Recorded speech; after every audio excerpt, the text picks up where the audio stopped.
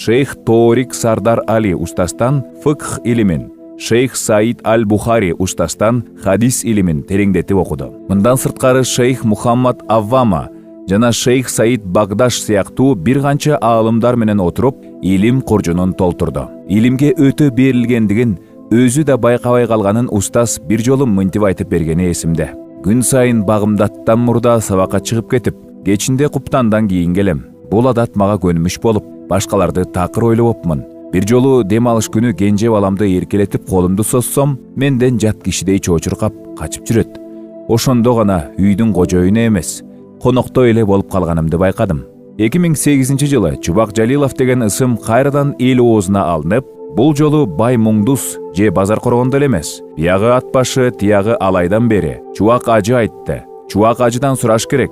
Чубак ажы билет деген сөздөр көбөйүп, өлкөбүздөгү диний чөйрөдө жаңы ысым жаңыра баштады. Бул Чубак ажынын Кыргызстан мусулмандар дин башкармалыгындагы фатва бөлүмүндө иштей баштаган учуру болчу.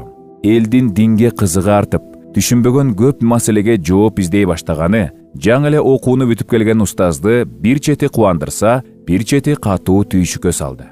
10 жылдан ашык илим алып, көптү билем го деп өзүнө ишенген устаз, карапайым адамдардан берилген кээ бир суроолорго жооп таба албай калганда, ары намыстанып, ары кызыгып, колунда болгон китебин барактап, муфтияттын фатва бөлүмүнүн чырагы таң атканча өчпөй турган учурлар көбөйдү. 2010 жылы Чубак ажы Кыргызстандын азирети муфтии болуп дайындалганга чейин эле атагы далайга, аты алайга жетип калган болчу. Муфтий кызматында иштеп турган 2 жылдын ичинде Кыргызстан мусулмандар дин башкармалыгынын, уламалар кеңешинин, муфтийнин, казылардын, баш имам хатиптердин билимин, милдетин, жоопкерчилигин шариятка да, мыйзамга да туура келе тургандай жөнгө салып, туура багыт көрсөтө алды. Акты ак, караны кара деп, баарын шарият жолу менен чечкиндүү муфтийдин алгылыктуу иштери кээ бир төбөлдөргө жакпай, аны муфтияттан кетирүү аракети башталды. Бирок Чубак ажынын муфтияттан кетүүсү кыргыз эли үчүн Аллах Тааланын ырайымы жана белеги болду.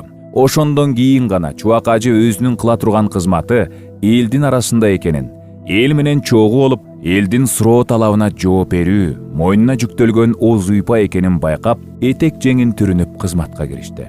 Дин таратууда заман талабынан артта калбай, учурдагы техникалык маалымат каражаттарын туура колдоно алганы Чубак ажынын элге бат жетүүсүнө себеп болду. Телевидение, радио, интернеттеги социалдык тармактар, гезит, журнал, айтор маалымат таратуучу каражаттардын баарын колдонду.